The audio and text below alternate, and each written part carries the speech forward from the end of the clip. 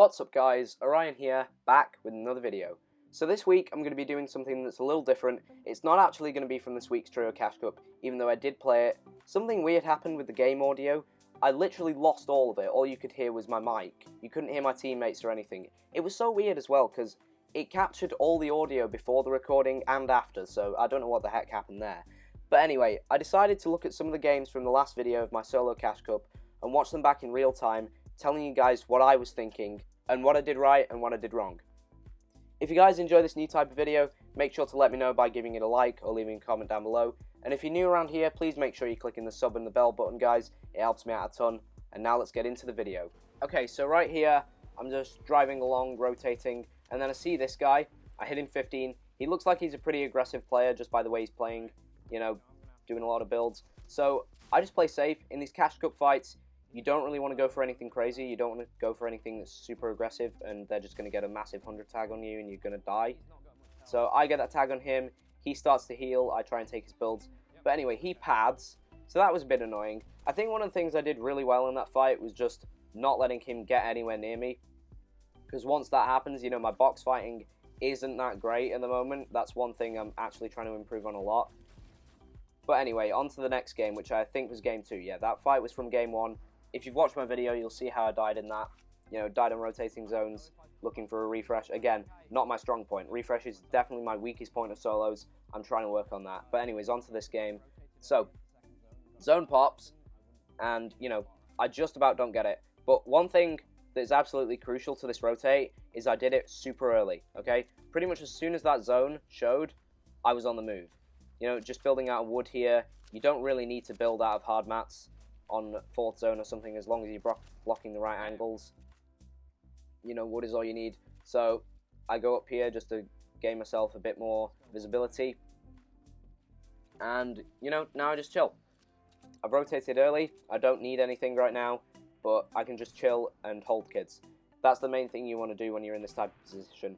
When you got, you know, about 100 AR ammo like I do, you just want to look to grief kids. Because every time you grief kids, you're going to waste a few builds out of him. You may even waste like 300, 400 mats just because you hit them a couple of times and they're panicking.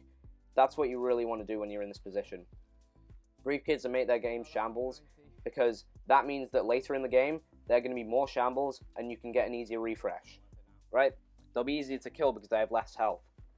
Okay, so that it's kind of like a snowball effect. So as you damage them more and more, they're going to waste more builds and they're going to have less mats for the end game, which makes it easier for you to get a refresh, and you'll have an easier game, maybe placing higher in it. That's how it works. So zone starts moving here, and this is the point where I kind of expect some people to be padding in. 4th zone is a little bit early for that, but there will be people padding in, and on 5th zone especially, that's where everyone needs their pads, of course. So right now I'm just looking in my cone. You don't really need to do anything in solos. For most of it, you're just looking in a cone, gathering information. I think these two people were fighting here, and I'm just looking for a cheeky angle on them to scuff their game up a little bit, maybe a little 60 tag or something like that. But anyway, I don't think I find an angle on them in the end. So, you know, I'm just still looking around for people. This is probably the most boring part of solos, just the waiting. But I think patience is very important when playing solos, because you don't want to just do something stupid and rash that's going to get killed. But anyway, there's 10 seconds. Yeah, about 10 seconds on zone here. I'm still looking for anyone I can potentially get a pick on. Everyone was actually doing pretty well protecting themselves in this game. This was a pretty good quality game for how early in the tourney it was and how low points it was. So 5th zone pops, and I know that there's absolutely no way I'm going to get there on foot, okay? I need a pad. I definitely need a pad. A car isn't going to work because it goes up a mountain. So I'm just in my cone scouting for a pad. I see that guy build out one box, and the thing is, when people do that, they're usually going to pad in decently skilled games. In low skill games, they're just going to be stupid and wait there.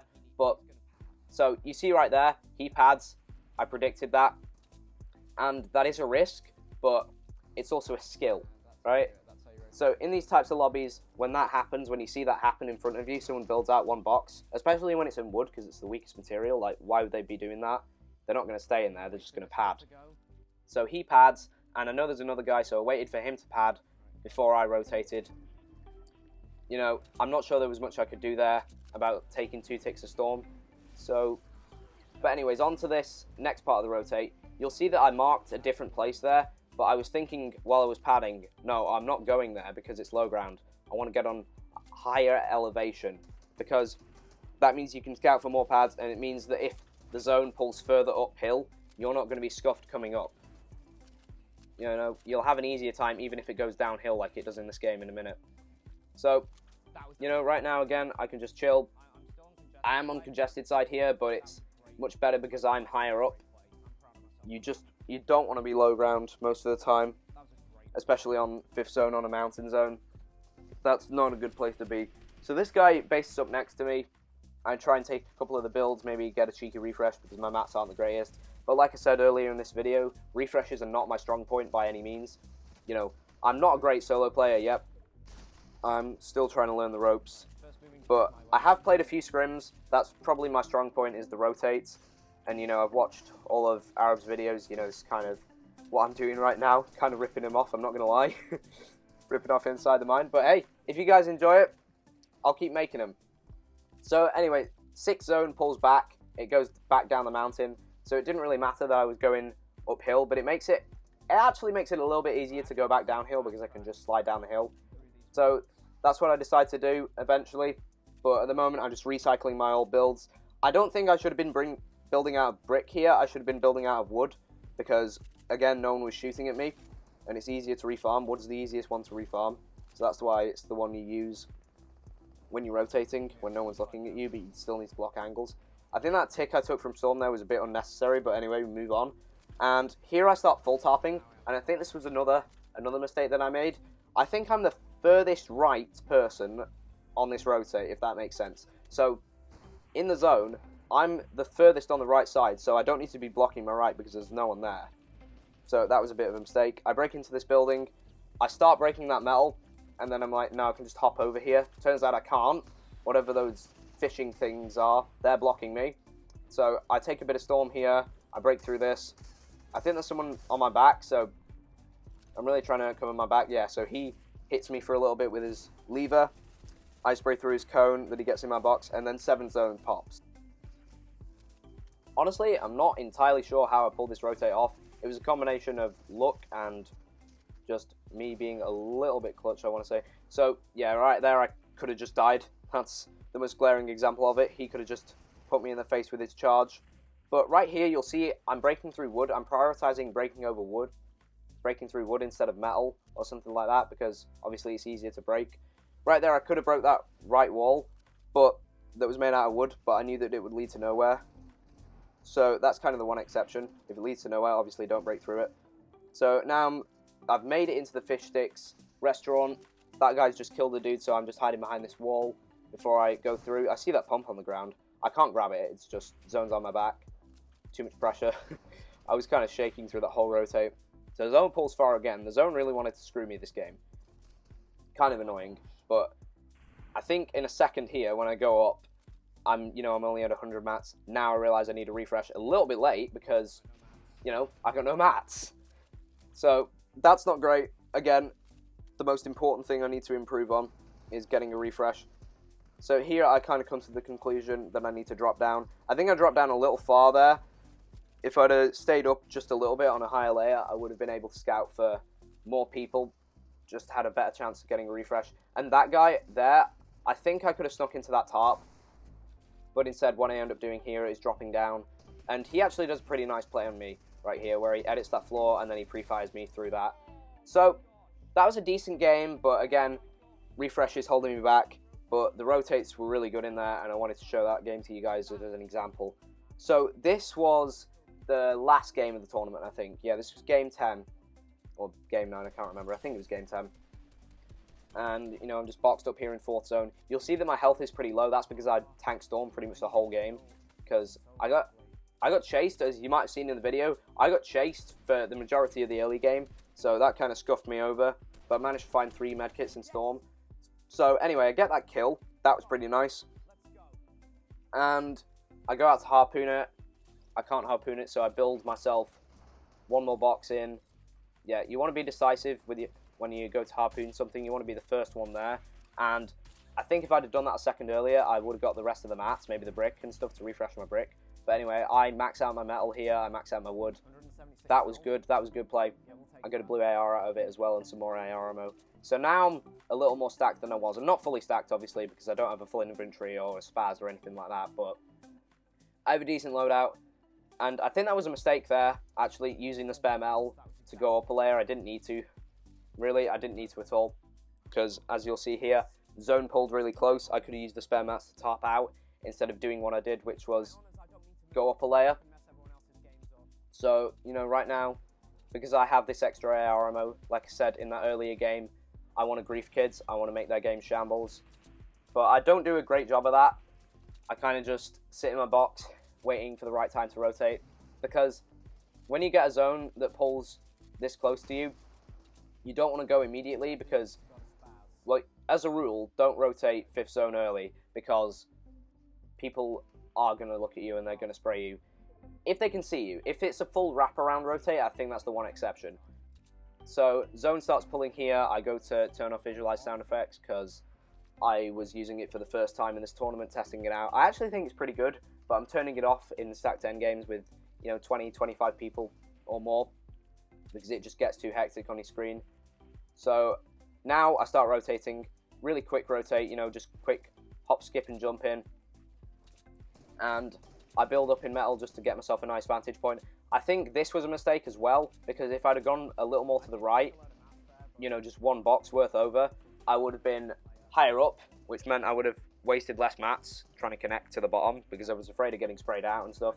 And in these types of lobbies where, you know, there's about 30 people, that's enough where if you get sprayed out, even if you're not anywhere near cracked or anything, you could die from getting lobby focused. So right here, I'm just waiting on zone in my cone. I know I'm going to need a pad or something like this. Maybe to rotate. But zone pops and it's back, which is great for me because it goes back through my old top. I think one thing in solos is I have a bit of a lack of confidence. Like you saw that guy there, he just went up and then I think he starts getting sprayed. You might have heard that audio. And what I could have done was dropped him into my box. You know, I had a harpoon with 8 charges or something like that. Yeah, I could have used that, but I ended up not doing that. I think that's one thing I need to improve on in solos, just being more aggressive and more actively trying to go for refreshes in the late game, because, you know, I'm a controller player. I'm able to do that. So, zone starts pulling here, and I'm scouting for a pad, because, well, I didn't think of this at the time, but it goes back through my old build, so in hindsight, that was okay to do. And right here, unfortunately, again, I start building in brick instead of using wood. So I need to be using wood here because you want to use wood until you start getting sprayed, and then you can switch to brick and metal because you actually need to. Because otherwise, they're going to spray through it, especially in, well, duos now, since the high power announced. That's going to be the FNCS game mode. In duos, even in laggy lobbies, if you're building in wood, you're probably going to get sprayed through it. But once you start getting sprayed, then you switch mats. And then you're good. Okay, so right here, I boxed up in metal there. I thought I was in zone, I wasn't, so I had to go 2 extra boxes in. And now zone is pulled further away from me, so I'm just looking for a refresh now. It goes back through my old top a little bit, but I tried to stay on this high layer, and I'm looking for a refresh right now. And I saw those mats, it was a little bit lucky, but I think if I wasn't actively looking preemptively, then I might not have found them. And again, here, building with the metal, I'm honestly cringing watching myself back right now because I should be building in wood here. And then now I realise it, but it's too late because I've already used all the metal. So I'm at about 10 builds now. I know I'm going to need to go for something soon. Just kind of ratting around my builds. I used my last builds there, get into here. I think maybe what I should have done was look up or look down using those cones because I had those edits, but I end up not doing that and just going through this old base. 8 zone pulls and it's out of this base, so I know I need to move now, but I still need a refresh. So I use my harpoon to harpoon that wood wall. I don't get any tags on this kid other than this 40 tag I get when he comes out of the box finally. So I break through here. Turns out there's a kid there. He pumps me for over 100. I miss my shot. I died. 10th place. It was an alright game, but Really, my refreshes are such a big weakness in solos. I really need to work on that. But hey, if you guys enjoyed this video, I don't know if you did, but if you did, make sure to be dropping a like down below, subscribing to the channel with the bell turned on, and comment down below what the best placement you've ever had in a tournament is. I'd love to know, guys. Thanks so much for watching. I hope you enjoyed, and I'll see you in the next one. Peace!